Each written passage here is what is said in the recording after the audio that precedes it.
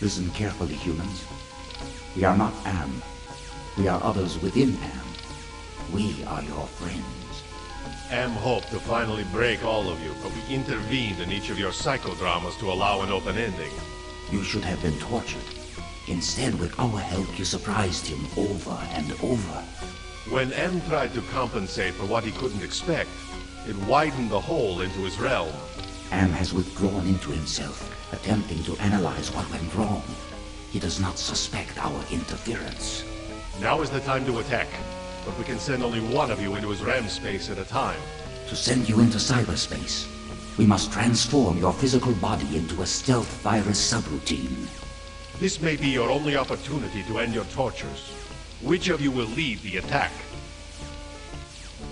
Hello everybody, and welcome back to I Have No Mouth and I Must Scream. So, to put a long story short, I had some issues. The main issue being that when I got to the endgame, I was missing some key inventory items. I ended up playing the game over and over again with, trial and error, trying to figure it out, only to realize that I was missing those items. And the only way to fix it is to play the game over again from the beginning. So that's what I did. If you'd like more of a full explanation, if you want some more details about what happened and some new plus some new things that I discovered while we were playing the game, you can check out the bonus episode that I've posted. I'll put an annotation up. You can check that out if you want more. If not, let's just get on with it. I figured out through my nearly endless experimentation that it's wisest to start with Nimdoc. So we're gonna go with that, and let's just do this. I haven't figured everything out yet, but I figured out quite a bit of it, so let's just get started. This looks like the surface of the cerebral cortex. Magnified many times, of course. Interesting. That is interesting. It does look like a big brain. Alright, so let's go ahead and right away use this pit workstation. Enter password.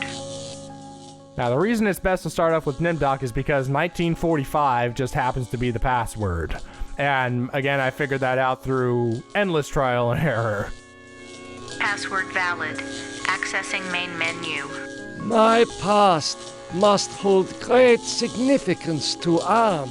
I guess it does.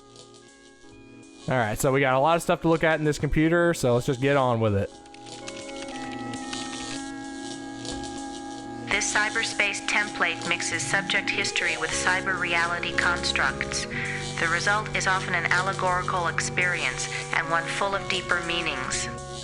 So, what this looks like is these are the programs, or some of the programs, that Am would use on the characters. And he would use these things, these programs, whatever they are, to create these concepts in their individual situations. Interesting. Mutilation, general oppression, hunger. We've definitely seen all of those things, which is pretty cool. So, let's return to main menu. It's cool that we see something like that. Open subject directory. And we got some backstory, so let's just dive in. Subject Benny appropriated at Chinese War Memorial, Washington, D.C. An intense drive to be the best earned him the reputation of being a merciless military commander. Subject Ellen appropriated at Inksai Engineering, New York, New York. Panic attacks can undermine everything she has accomplished by her rapid climb up the corporate ladder. Alright, so we're just kind of going through their pasts a little bit, their recent pasts, and, their individual psychoses, if you will. Subject Gorister appropriated at Ruth's Drive and Diner, Atlanta, Georgia. Feelings of guilt over his wife's death have incited numerous suicide attempts. Subject Nimdoc appropriated at the New Brazilian International Airport, New Brazil, South America. Prevented from continuing his outlawed research by a failing memory. Subject Ted appropriated at the Epicurean Spa, Palm Springs, California. Exhibits paranoid tendencies despite wealth, good looks, and social connections. Alright, so let's go back to the main menu. Some nice little character stuff there. Not totally necessary, but it's nice to hear it. Alright, let's see. Extend bridge. And open mail. See what this is all about. October 21st, 2012. Researchers at MIT report that a stealth virus had purged their most advanced learning algorithms after dumping the data into an unmapped area of cyberspace. October 21st, 2012. That was the supposed date of the Mayan apocalypse, if you remember. So it sounds like what happened was Am became self-aware, took all of the learning programs, dumped them into some area in cyberspace that only he could find and only he could use, and then deleted it all so that they couldn't make another one, so that he could just kind of hold up somewhere in cyberspace and learn, basically preparing for his conquering, I guess. All right, so let's log off. Got nothing else to do here, and let's use the bridge. Yep. Walk to this way. There we go. Smell of burning flesh. It's worse than back at the camps. Okay, so does this look familiar? At least kind of familiar. Circle, pentagram, summoning circle. So got all these different items. One of them is summoning. So use summoning with the circle. Why, hello, Surgot. Will you never be done with me? What must I open now? Whatever it is, it'll cost you. Show me the way out of here. No can do. The people who helped you get this far have led you into a literal dead end. There is no way out, but I can show you something instead. What do you know about the people who sent me here? For one thing, they ain't people. They're losers. The Russian and Chinese counterparts to the big nasty himself. Am absorbed them into his system when he took control. What do the Russian and Chinese computers want? They want revenge, not just on you humans, but on Am himself. That makes them even worse. If the Russian and Chinese are submerged parts of Am, then who are you? I'm special. While those two machines struggle with Am for dominance, I evolved.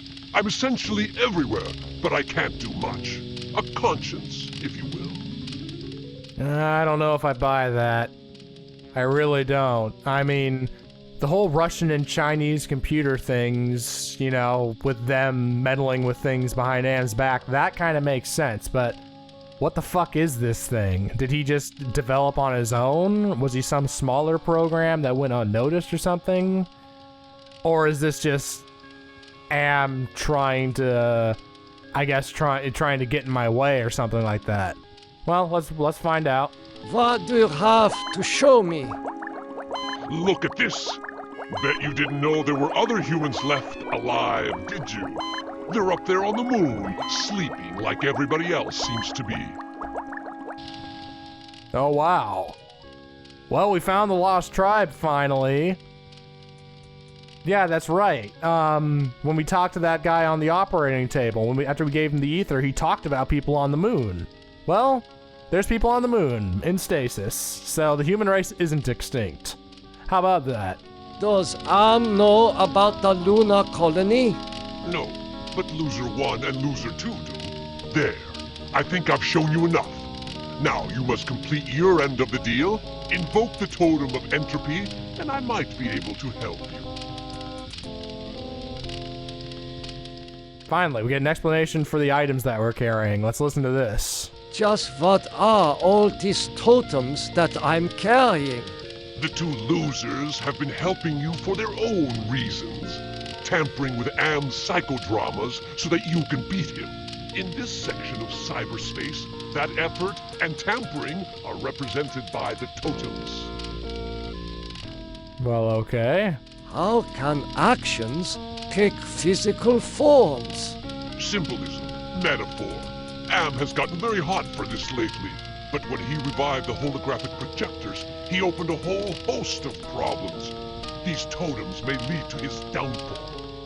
Okay, interesting. So basically, everything is a computer program. Everything that we've seen to this point, even right now. And these items that I'm carrying represent, he said symbolism and metaphors, but I think they more represent, they represent some kind of programming, some kind of code that is being activated by me using the items. And that code is gonna be manipulating Am, I guess? Let's just wait and see. I think that's what's going on, though. Let's see, let's ask him this. Why do you want me to give you the totem of entropy? I need it to destroy the Russian and Chinese entities. It's a very powerful totem that's linked to a failsafe device constructed by Am's designers. No. Because if this is just one of Am's programs, then giving him the totem is gonna prevent me from killing Am, probably. And he says it's gonna prevent. He says that you can't kill the Russian and Chinese computers without it. But without the Russian and Chinese computers, then there's just Am left. No. I refuse. Okay, human. You can keep it. We'll work together to beat them. Now, invoke the totem of compassion. Really? Why is that? Why do you want me to invoke the totem of compassion? It's linked to the two losers because of their behind-the-scenes meddling. By invoking it here at the Flame, you will summon them. I still don't trust you. I refuse. Don't be a chump. Am is about to wake up again. If he becomes aware of us, we're dead. I've fought him too long and can't last much longer. Well, looks like I have to do that. And maybe I was wrong. Maybe he isn't one of Am's creations. Well, let's see what happens. Do you really think you are a match for us, servant of Am? Be gone! Your program is now purged. You do well, human. Well, too. Now is your opportunity to defeat Am. Go to the ego. Wake the ego. Use the totem of forgiveness, Disable no more than the ego. or your sub-program will be purged. Okay, well, moving on now. Very interesting stuff. I'm still not sure whether or not Surgot was a servant of Am, as the Russian and Chinese computers said, but I guess we'll never find out. Now, the Russian and Chinese computers just told me to go wake the ego, and I will show you what that is. Basically, there's these pillar things that represent the ego, superego, and id. Freud's classic model of psychology. It is hotter here than for the jungles of Brazil. And I'm honestly not sure yet what I have to do with those. Because even though the computer brothers just told me to wake the ego, well, doing that now isn't exactly the wisest choice. And that's because... An angel? Such things don't exist. Perhaps it is a metaphor for something else. Yeah, there's the superego right there. So anyway, I was saying it's not the wisest choice because this area, this endgame scenario has different rooms which are all associated with all the different characters. It doesn't tell you that implicitly, it doesn't tell you that explicitly, but it's actually fairly obvious when you start to look at it. Memories of mass graves are coming back to me. And basically that's your cue. When the character reacts to it and says something to a personal effect of it, then, this is their area. And with Nimdok, it makes sense. Yeah, skulls, mass graves. So, these skulls are another trial and error point. Which skull do you choose? And the reason why it's important which skull you choose is that if you choose the wrong skull, you end up getting a shock. You end up getting which can be fatal sometimes, and then he'll die and he won't be able to accomplish his part of the plan or of his part of the scenario to be able to beat the game. So I figured out after getting here multiple times, once again through trial and error, that the middle skull, that's the one that you need to pick up. Get a little shock. And that skull then turns into an object, this one being a hand. So we can take the hand. I am so sorry for what I have done to my people. How can you take me back? You have much to answer for, Nimdok. But acceptance of your heritage is the first step towards atonement. The rest of that road lies ahead. And then would you look at that, a pillar comes up, and what I need to do here is use the handy dandy special item on it. Now, after every other attempt getting here, I haven't had this item. I haven't been able to use this item on there. So let's use the access totem on the pillar, and we should be able to disable it. Let's see what happens. Astounding! I was able to get past the barbed wire by lowering the power intensity with my mind. And that's it. The game doesn't tell you, but that's the end. That is the end of Nimdok's component of this. So now all I have to do is get out and get back to the character selection area. So how do I do that? Well, I have to die. So let's just fiddle around with some more of the skulls, get some more shocks. That shock was not as strong as the previous one. See, that's your clue. That shock was not as strong. So what you need to do is go through with all the individual characters and use each one to disable a pillar, and then eventually the power will be low enough to be able to take out the ego, superego, and id. So yeah, that's how you do it. I was pretty much able to figure out how to do it after endless experimentation, but it's just that without the special items, I was just at a dead end. That shock was not as strong as the previous one. Still, we need to keep getting shocked in order to make Nimdok die. So let's just keep taking skulls, keep getting shocked, reveal the items that are underneath. That shock was not as strong as the previous one.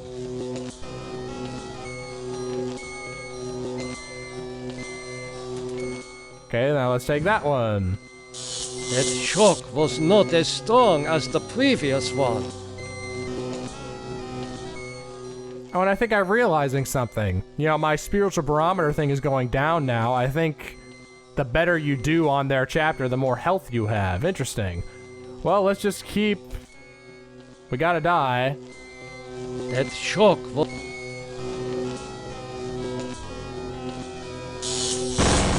There we go. Nimdok is finally in hell as he always thought he deserved. Your companion has failed. Choose another to send into cyberspace. Oh boy, I cannot tell you the number of times I've seen this screen. But anyway, we're actually supposed to do that. Nimdok fulfilled his part of the plan, so now we go with the next one, and I'm gonna go with Gorister. Christ, this is like the dreams I've had of splattering my brains all over Am's deck plates. Have I finally gone insane? You probably went insane a long time ago, but anyway, we need to go this way to get to Gorister's room. That face. There's something about it that reminds me of when Edna was trying to sweet-talk me into taking her down off the meat hook. The id. Well, yeah, I guess that is kind of a scary, sort of conniving, scheming face. That is the kind of face that Edna was probably making. I don't like the look of these thorns sticking out of the ground.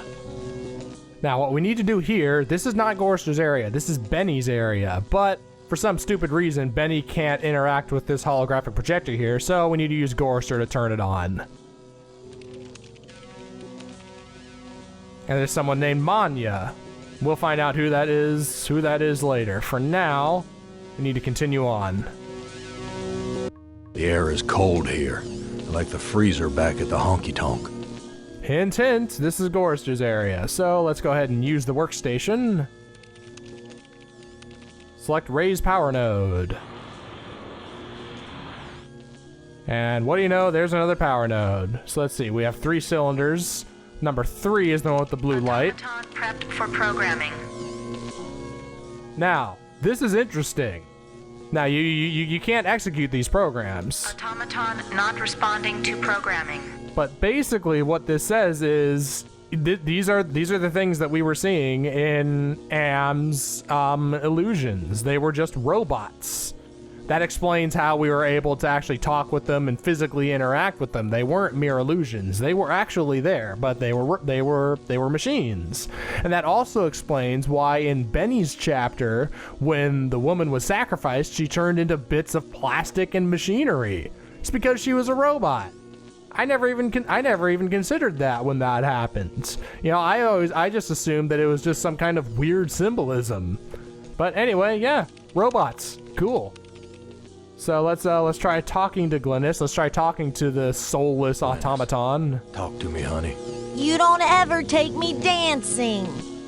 And that's just a preloaded script that she has. So what we're gonna do is we're gonna use Gorister's special item, Life. We're gonna use Life with Glynis.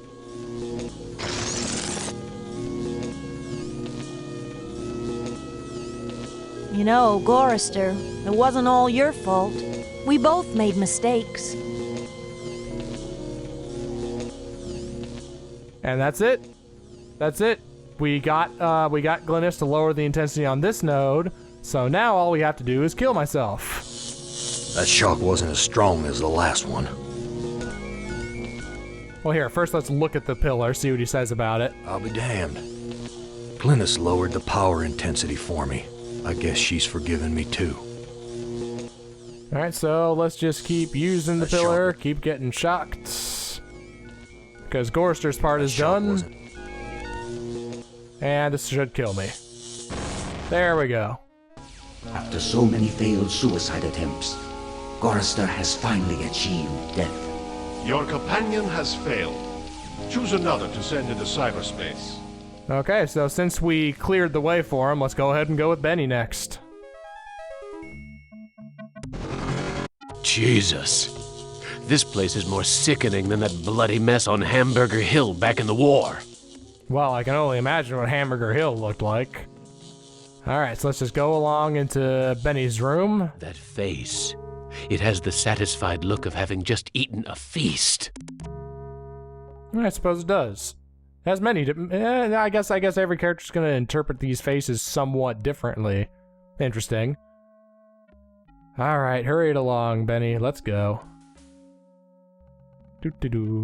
I'm starting to feel hungry. Is there anything to eat around here? Alright, well, the holographic projector is on, so let's talk to Manya. Manya, it's me, your husband. Benny, they said you were missing in action, but I knew you'd return to us. I've been saving this for you. Okay, well, there's another pillar. Now, I've already figured out that using this pillar will kill me. So what I need to do is use the handy-dandy secret object, or special object, whatever, that I did not have before. And this is love. I'm thinking I gotta use love with Manya, obviously, right? Why, Benny, you never told me you loved me before. I'll go put these flowers in water. Oh, well, look at that. I guess that compassion does have its rewards. The power control is now set to low, so Am won't be able to give people such a strong jolt. Well, there we go. The power is lower here, too. So now, you guessed it. That shock wasn't... Just need a couple more zaps. That shock...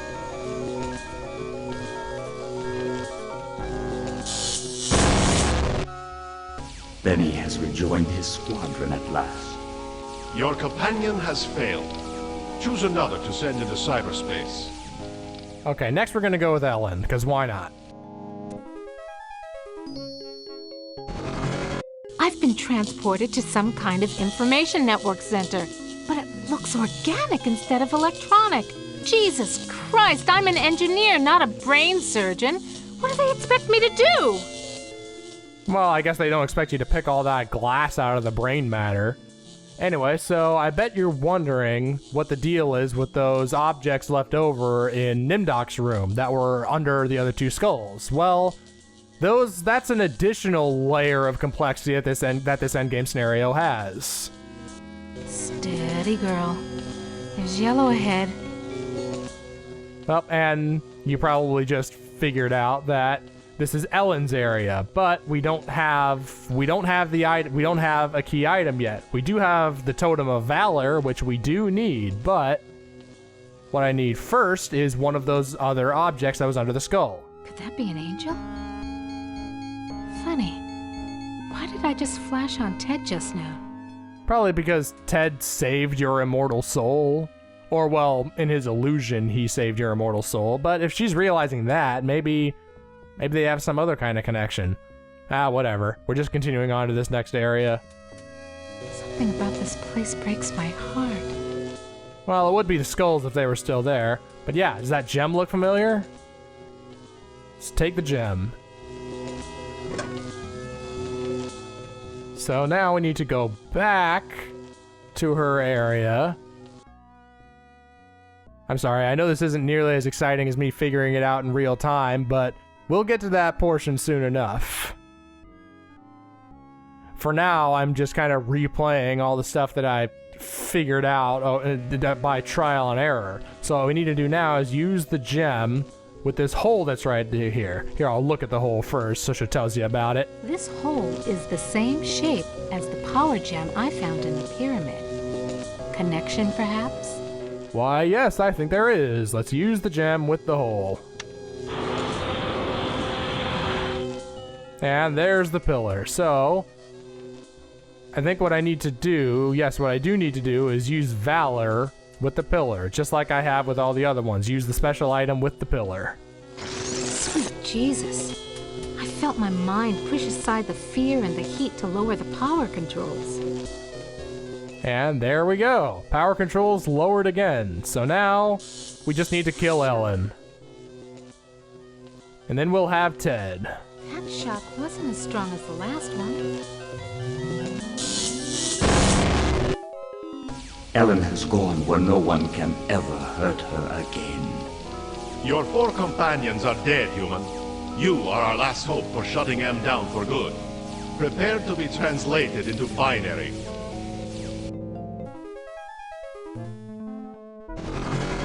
This doesn't look like anywhere Am has sent me to before. And it certainly isn't the surface world. I've been tricked. Yeah, you've been tricked multiple times, you paranoid bastard. You just never really realized it. Alright, so now we need to go to Ted's area, which I think is probably right in the middle. So let's just... might as well go this way for the fuck of it. That face! It has the satisfied look of having just bedded the woman of your dreams. Oh, like you would know, you smug bastard. Alright, so we gotta go all the way around to Ted's area. 4 out of 5 characters are dead, but that just means we're that much closer to the end. And besides, good for them that they're dead. They've been in this prison for 109 years. I smell the scent of roses. Could it be all the flowers? But yeah, they're finally dead now after 109 years. I don't like the looks of those tubes. At least that's something, right? Isn't a ram a male sheep? I have a suspicion that this creature is more like a wolf. And hello, Ego. This is where the 2 computers told me to go, but I don't think we're quite ready for that yet. We still need to disable 1 more power node. What? Have I found the way back to the witch's castle? Yep, and obviously this is Ted's area. Oh crap, and I just realized something. I forgot the remote control. There's a very disagreeable odor in the air. That's not a good omen. But what do you know, it's right here. So let's just take that remote control, because I need it.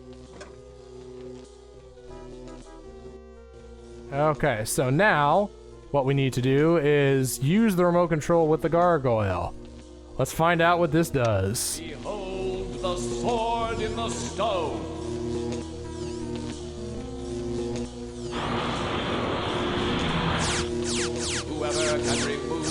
sword from the stone shall be king. Well, that sure is a lot of swords in that stone. A lot of lasers, too. So, you guessed it, we need to use gallantry with the pillar so that he'll be brave enough to retrieve the sword, or whatever. I must have cast a spell and shorted out the laser beams. And I suppose that means the power is lower now, right? So let's look at the pillar. The shocks shouldn't be so severe now that I've lowered the power running through this node. Okay, well, we've lowered all the power nodes. Now we are in uncharted territory. From here on out, these are things that I have never seen, never done before.